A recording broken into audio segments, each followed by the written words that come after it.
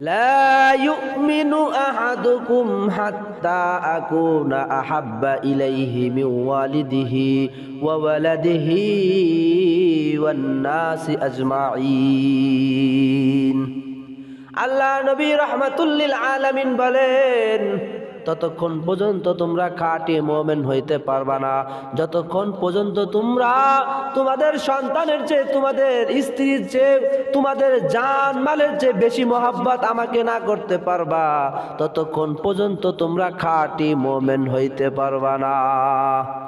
আল্লাহ রাসূল সাল্লাল্লাহু আলাইহি সাল্লামকে মহব্বত করেছেন হযরত সাহাবা আজমাইন রাদিয়াল্লাহু তাআলা আনহুম। ওনারা কিরকম মহব্বতের প্রকাশ করেছেন। হযরত বেলাল হাবশী রাদিয়াল্লাহু তাআলা আনহু, আল্লাহর নবী রাহমাতুল লিল আলামিন দুনিয়ার জমিন থেকে চলে গেলেন। আল্লাহর নবী দুনিয়ার জমিনে নাই, মদিনার মধ্যে আল্লাহর নবী নাই। হযরত বেলাল হাবশী রাদিয়াল্লাহু তাআলা আনহু পরের দিন ফজরের জামাতের সময় বেলাল হাবশী রাদিয়াল্লাহু তাআলা আনহু তার বেডিং পত্র যা কিছু ছিল সব কিছু লইয়া ফজরের নামাজের মধ্যে অংশগ্রহণ করলেন। হযরত আবু বকর সিদ্দিক রাদিয়াল্লাহু তাআলা আনহু ফজরের নামাজের সালাম ফিরাইলেন। সালাম ফিরানোর পর দেখতেছে হযরত বেলাল হাবশী রাদিয়াল্লাহু তাআলা আনহুর হাতে গাট্টি বুসকা দেখা যাইতেছে। এবার আবু বকর সিদ্দিক রাদিয়াল্লাহু তাআলা আনহু জিজ্ঞাসা করে, ও বেলাল, তোমার হাতে এগুলো কি? বলতেছে, আবু বকর, আপনি আমাকে অনুমতি দেন, আপনি যদি অনুমতি দেন আমি মদিনা ছেড়ে বহু দূরে চলে যেতে চাই। আবু বকর সিদ্দিক রাদিয়াল্লাহু তাআলা আনহু ডাক দিয়ে বলতেছেন, বেলাল, তুমি কেন মদিনা ছেড়ে চলে যেতে চাও? এদিক দিয়ে হযরত ওমর ফারুক রাদিয়াল্লাহু তাআলা আনহু বলতেছেন, ও ভাই বেলাল, মদিনা ছেড়ে কোথাও যাওয়ার তোমার প্রয়োজন নাই। আমি ওমর যদি এক বেলা খাই, তুমিও এক বেলা খাইবা, মদিনা ছেড়ে তোমার যাওয়ার কোনো প্রয়োজন নাই। এদিক দিয়ে হযরত উসমান রাদিয়াল্লাহু তাআলা আনহু বলতেছেন, আল্লাহ রাব্বুল আলামিন আমাকে ধন সম্পদ কোনো অংশে কম দেন নাই, তোমার যখন যা প্রয়োজন তুমি তখন আমার কাছ থেকে চেয়ে চেয়ে নিয়ে খরচ করবা। এদিক দিয়ে আবু বকর সিদ্দিক রাদিয়াল্লাহু তাআলা আনহু বলতেছেন, আমি বুঝতে পারছি তুমি কি জন্য মদিনা ছেড়ে চলে যেতে চাও।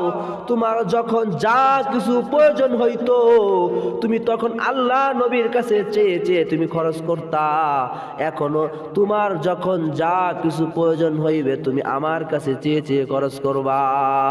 এবার বেলাল রাদিয়াল্লাহু তাআলা আনহুকে কোনোভাবেই বোঝানো যায় না, বেলাল রাদিয়াল্লাহু তাআলা আনহু কোনোভাবে রাজি হন না। এবার আবু বকর সিদ্দিক রাদিয়াল্লাহু তাআলা আনহু ডাক দিয়ে বলতেছেন, কেন তুমি মদিনা ছেড়ে চলে যেতে চাও?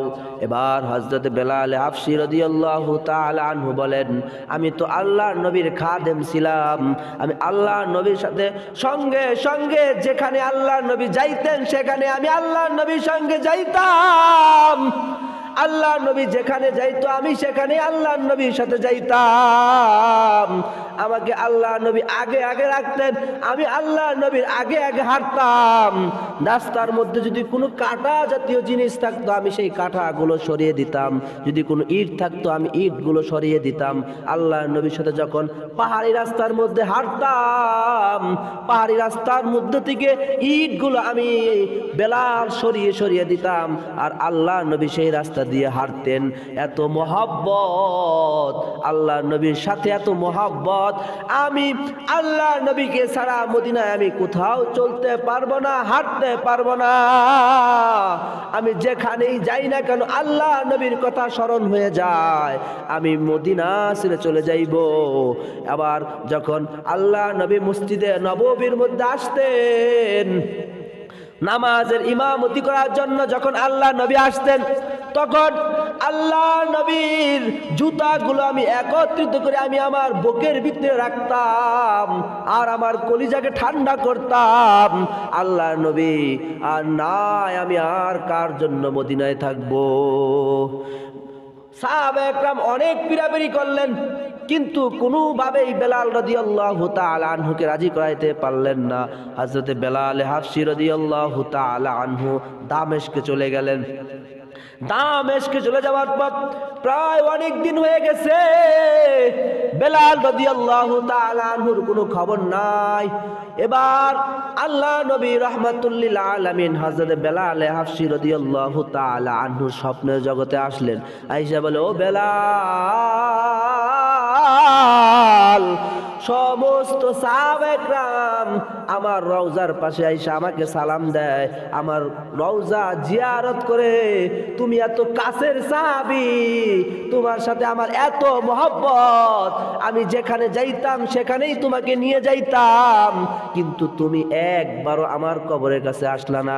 প্রায় 2টা বছর হয়ে যায়, তুমি একদিনের জন্য আমার কবরের পাশে আসো না। বেলাল রাদিয়াল্লাহু তাআলা আনহু এইটা ঘুম থেকে উইঠা লাফ দিয়া উঠলেন, উইঠা আর সহ্য করতে পারলেন না। আল্লাহ নবী ডাকে, আমি মদিনায় যাই না। আল্লাহ নবী মদিনায় আমাকে ডাকতেছেন।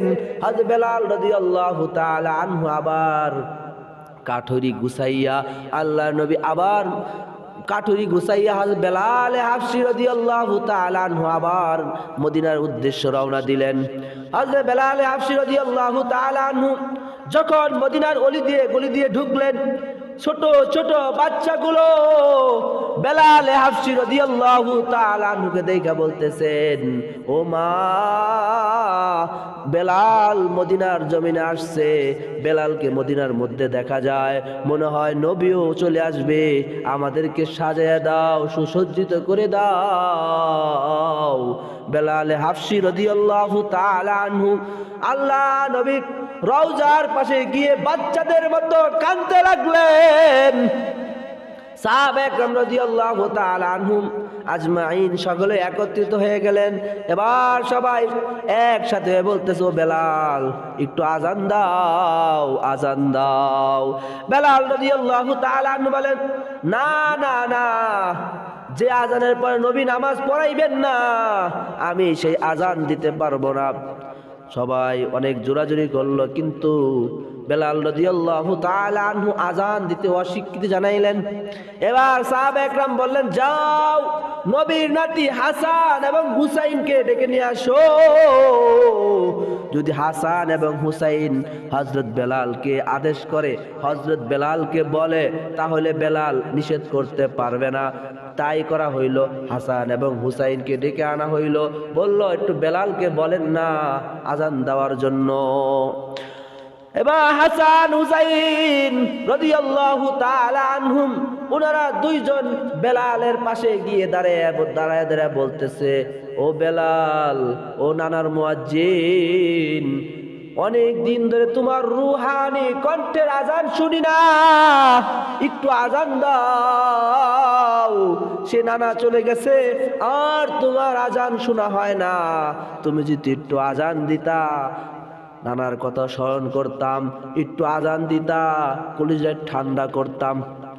যখন হাসান এবং হুসাইন রাদিয়াল্লাহু তাআলা আনহুম ওনারা বললেন, বলার পর এবার বেলাল রাদিয়াল্লাহু তাআলা আনহু ওনাদের দিকে তাকাইলেন, তাকায় দেখতেছেন হাসান এবং হুসাইন।